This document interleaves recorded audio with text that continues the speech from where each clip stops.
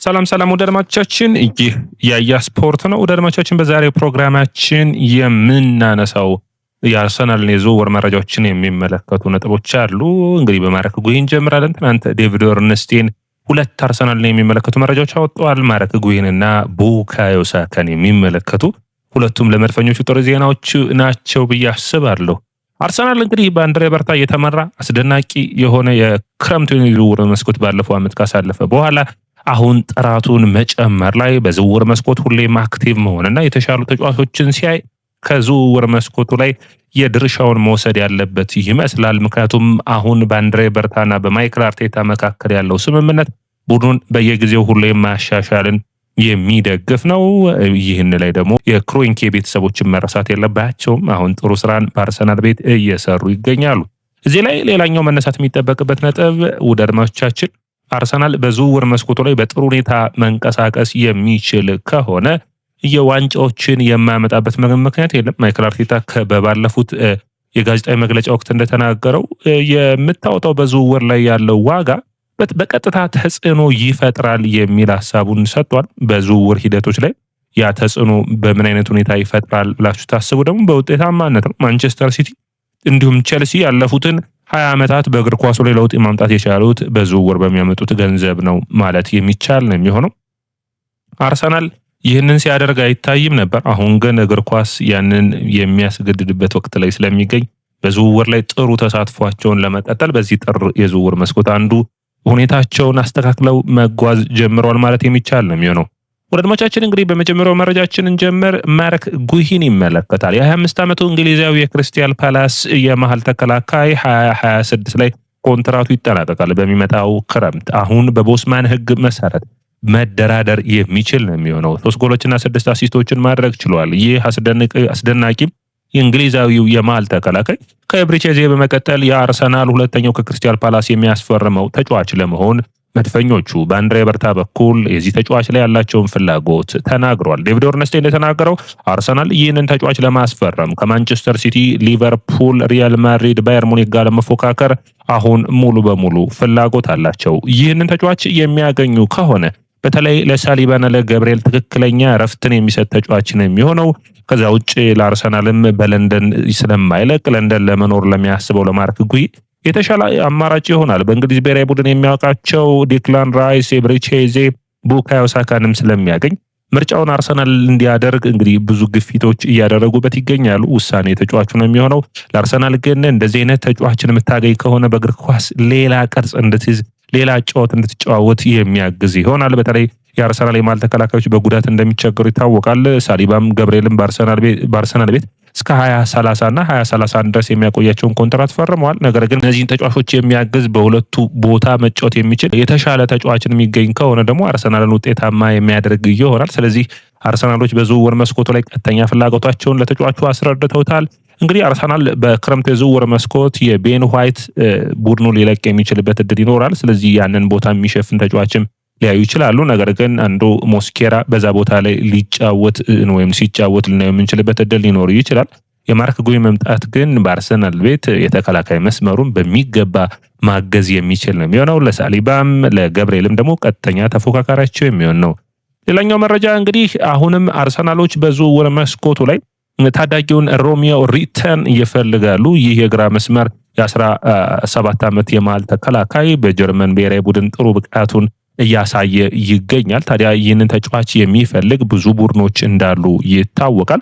አንዱ አርሰናል ሆኖ መጥቷል ማለት ይቻላል። ይህንን ተጫዋች ከሚፈልጉት ይህ የግራ መስመር መሃል ተከላካይ በፍሎሪያን ፕላተንበርግ ዘገባ ከሆነ ዶርትመንዶች ይህንን ተጫዋች ቡድኑ ውስጥ እንዲቆይ ይፈልጋሉ። ነገር ግን ተጫዋቹ ለመለቀቅ ይፈልጋል። አርሰናልና ኤሲ ሚላን የመጀመሪያ ተጨማሪ ተመራጭ ፈላጊ ቡድኖች ሆኗል። ስለዚህ መድፈኞቹ ይህንን ተጫዋች ያስፈርሙታል የሚለው ሌላኛው ትልቁ ጥያቄ ነው ማለት የሚቻል ነው የሚሆነው። ሌላኛው በርኒንዶ ባይደንን የሚመለከት ነው። በርኒንዶ ባይደን በጣም በአርሰናል የሚፈለግ የኮሪንቲያስ የአማካይ መስመር ተጫዋች ነው። አሁን በእንግሊዝ እንዲሁም ደግሞ በፖርቹጋል ያሉ ሁሉም ጋዜጦች ይህ ተጫዋች በብዙ ቡድኖች እየተፈለገ እንዳለ እያዘገቡ ይገኛሉ። ቸልሲ 20 ሚሊዮን አቀረበ፣ ውድቅ ሆኖበታል። ስፖርቲንግ 30 ሚሊዮን ዩሮ አቅርቧል። አርሰናል 26 ሚሊዮን ፓውንድ ወይም ከስፖርቲንግ ጋር ተመሳሳይ ለመክፈል ይፈልጋል። በጣም አስደናቂ ነው። ብራዚላዊው ፔድሪ ይሉታል። አስደናቂ ክህሎት፣ አስደናቂ ድሪብሎች፣ አስደናቂ የማጥቃት ቅርጽ ያለው ቡድኑን ማገዝ የሚችል ተጫዋች ነው ብለው መድፈኞቹ ያምናሉ። ታዲያ ይህንን ተጫዋች አሁን ወሳኝ ጊዜው ላይ ይገኛልና ወደ አርሰናል ማምጣት ይፈልጋሉ። አንድሬ በርታ ከኮሪንቲያንስ ጋር ድርድሮችን አድርጓል። እንግዲህ አርሰናል ምርጫ ያደርጋል ወይ ቤርናርዶ ባይደን በሚቀጥሉት ጊዜያቶች የሚጠበቅ ይሆናል። ሌላኛው ሮድሪጎን የሚመለከት ነው። ይህ የማድሪዱ አዲሱን ኤጀንቱን ተከትሎ ማድሪድን ይለቃሉ የሚሉ መረጃዎች ወጥተው ነበር። ነገር ግን ማድሪድን እንደማይለቅ ማረጋገጫዎችን የሰጠ ይመስላል። ኤፍኤ ካፕ ጨዋታዎች በዚህ ሳምንት ሲመለሱ አርሰናል እንግዲህ ወደ ፖርትስማውዝ የሚያቀና ይሆናል። ፖርትስማውዝ እና አርሰናል የካርሊንግ ካፕ ወይም የካራባው ካፕ የፍጻሜ ጨዋታ ከዓመታት በፊት በተለይ ኦበፌኒ ማርቲንስ ባስቆጠረው ጎል አርሰናል ሽንፈቱን ማስተናገዱ ይታወቃል። ታዲያ ከረጅም ጊዜ በኋላ ፖርትስማውዝን አርሰናል የሚገጥም ይሆናል። ተጠባቂ ጨዋታ የሚያደርገው ይሆናል። ለነዋሪ እድሎችን እንደሚያገኙ የሚጠበቅ ይሆናል። ሌላኛው መረጃችን የሚሆነው የዴቪድ ኦርነስቴን ትናንት ያወጣው መረጃ ቡካዮ ሳካ አሁን ይህ ስታር ቦይ ተብሎ በአርሰናል ብዙ የተነገረለት ተጫዋች አሁን ወደ ትልቆቹ ጎራ በሚቆናጠጥበት ዓመት የአርሰናልን ፊርማውን ማራዘሙ ተረጋግጧል። ሙሉ በሙሉ ስራዎቹ ተጠናቀዋል። ይፋ መሆን ብቻ ነው የሚቀራቸው። የ24 ዓመቱ እንግሊዛዊ ተጫዋች አሁን ባለው ዋጋ 130 ሚሊዮን ፓውንድ ይገመታል። 4 ጎሎችና 5 አሲስቶችን በዘንድሮ ውድድር ዓመት አድርገዋል።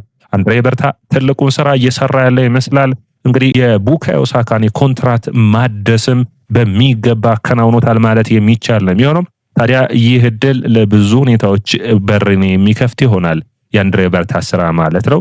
ምክንያቱም የቡካዮ ሳካ ቡድን ውስጥ ማቆየት መቻል ትልቅ እድል ያለው ነው። ከዚህ በፊት አርሰናል ብዙ ተጫዋቾች ለቆ ስለሚያውቅ ኮንትራቱ እስከ 2031 የሚያቆየው ነው የሚሆነው። 300,000 ሳምንታዊ ደሞዝ የሚከፈለው ይሆናል። እድሜው ላይ ፒኩ ላይ ነው የሚገኘው። ስለዚህ ቢያንስ ኮንትራቱ እስከሚያልቅ ከቆየ እስከ 29 ዓመቱ ድረስ በአርሰናል ቤት የሚቆይ ይሆናል። ይህ ትልቅ እድል ነው። አርቴታ በአርሰናል ቤት ትልቁ ስራ ተጫዋቾችን ማዘዋወር ብቻ ሳይሆን ያሉትን ተጫዋቾች እንዲቆዩ በማድረጉ ነው። ቲምበር ሊፈርም ጫፍ ደርሷል። ሃቨርትዝ እና ዲክላን ራይስ ቀጣይ ኮንትራታቸውን የሚያራዝሙ ተጫዋቾች ይሆናሉ ተብሎ ይጠበቃል። ማቲያስ ማኔ ሌላኛው እንግዲህ ከሴዲዮ ማኔ በኋላ የተገኘው ማቲያስ ማኔ በጣም አስገራሚ የሆነው የ18 ዓመቱ እንግሊዛዊ የመስመር ተጫዋች በወልቭስ ቤት ድንቅ ብቃቱን እያሳየ ይገኛል። ታዲያ አንድሬ በርታ ከዚህ ተጫዋችም ኤጀንቶች ጋር ንግግሮችን አድርጓል። እንግዲህ ንግግሮችን ማድረግ ሲባል በዝውውር አድማጮቻችን ፍላጎት እንዳላችሁ ትናገራላችሁ። ተጫዋቹ ምርጫውን አካሂዶ ከቡድኑ ጋር እንድትደራደሩ ፍቃድ ሲሰጥ ቀጣዩ ሁለተኛው ስቴፕ ይሆናል። ከቡድኑ ጋር ደግሞ ድርድሮችን አድርገህ ከቡድኑ ጋር ስምምነቶች ሲደርሱ ደግሞ ተጫዋቹ እንግዲህ ኮንትራቱ ግማሹ ፐርሰንት አለቀ ማለት ይቻላል ማለት ነው። ቀጣይ ድርድሮች በየትኛው የዝውውር መስኮት የሚለው ትልቁ ሂደት ነው የሚሆነው። ወልቭስ በዚህ ሰዓት ተጫዋቹን ለመልቀቅ አይፈልግም። ነገር ግን ኒውካስትል የዚህ ተጫዋች ከፍተኛ ፈላጊ ሆኗል። አርሰናሎች ድርድሮችን አድርገው ይህንን ተጫዋች ማስፈረም የሚፈልጉ ነው የሚሆኑት። በተለይ በግራ መስመር መድፈኞች ላለባቸው ችግር በእንግሊዝ ፕሪሚየር ሊግ ላይ የተለየ ክህሎት ያለው ተጫዋች ነውና የወልቭሱን ስታር ቦይ አርሰናሎች ለማስፈረም ጥረታቸው እንደቀጠለ ነው።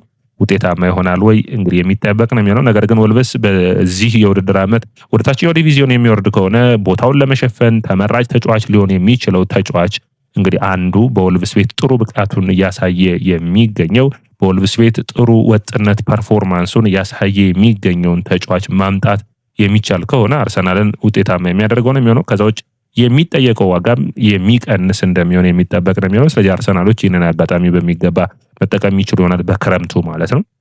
አሁንም እየተነሳ በሚገኘው መረጃ መሰረት ቲሞ ሊቨርሜንቶ አርሰናሎች በጥብቅ እየፈለጉት ይገኛሉ። እንግዲህ የ23 ዓመቱ እንግሊዛዊ ተጫዋች በአርሰናል አይን ውስጥ ገብቷል። በተለይ ቤን ዋይት ቡድኑን የሚለቅ ከሆነ የቤን ዋይትን ቦታ እንዲሸፍን በግራ በቀኝ መሰለፍ መቻሉ ለአርሰናል ተመራጭ ያደርገዋል። በግራ መስመር ላይ ላለበት ችግር በቀኝ መስመር ላይም ሌላ ሽፋን የሚሰጥ ይሆናል። ስለዚህ አርሰናሎች ትክክለኛ ገንዘብ ለቤን ዋይት ከቀረበላቸው ቲሞ ሊቨርሜንቶን እና ማርክ ጉይን በማምጣት ቡድኑ ውስጥ ሽግሽጎችን ለማድረግ የሚያስቡ ይሆናል። አንዳንዴ ተቀያሪ ቤንችን ማጠናከር ምን ያክል በእንግሊዝ ፕሪሚየር ሊግ ውጤታማ እንደሚያደርግ ዘንድሮ በአርሰናል ተፎካካሪነት ይገኛል። እስከ 40 ሚሊዮን ፓውንድ ሊያወጡበት ይፈልጋሉ። የጉዳት ችግሮች እንዳሉበት ግን መረሳት የለበትም።